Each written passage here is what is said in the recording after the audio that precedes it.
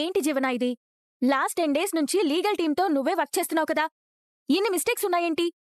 ఏ నువ్వు వర్క్ చేసినప్పుడు తప్పులేం జరగలేదా? నేను నిన్నెప్పుడైనా అడిగానా? తప్పులు జరుగుతాయి.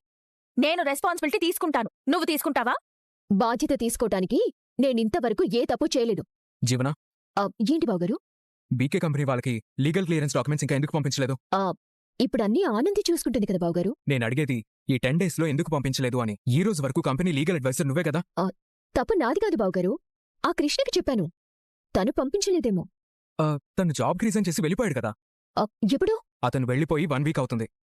అవునా? నాకు తెలీదు బావగారు. కంపెనీకి లీగల్ అడ్వైజర్వి నీ టీంలోంచి ఒకరు వెళ్ళిపోయారన్న సంగతి నీకింకా తెలీదంటే నువ్వెంత నిర్లక్ష్యంగా ఉన్నావో అర్థమవుతుంది. సారీ బావగారు.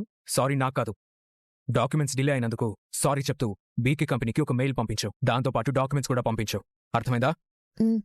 అర్థమైంది బావగారు. ఆనంది, పంపించే ముందు ఫైనల్గా ఒకసారి నువ్వు కూడా చెక్ చేయి. అలాగే అండి. అలాగే కృష్ణ ప్లేస్లోకి వేరే పర్సన్ని తీసుకోండి. పేపర్లో యాడ్ ఇవ్వమంటారా బావగారు? అవసరం లేదు. మన కంపెనీ పేరు మీద సోషల్ మీడియా అకౌంట్ ఒకటి ఉందిగా, దాంట్లో పోస్ట్ చేయండి. అలాగేనండి. బాధ్యత తీసుకోనికి నేనింతవరకు ఏ తప్పు చేయలేదన్నా? నా టైం బాగోక ఆ దరిద్రుడు మానేశాడు. లేదంటే నీతో చెప్పించుకోవాల్సిన అవసరం నాకేంటి?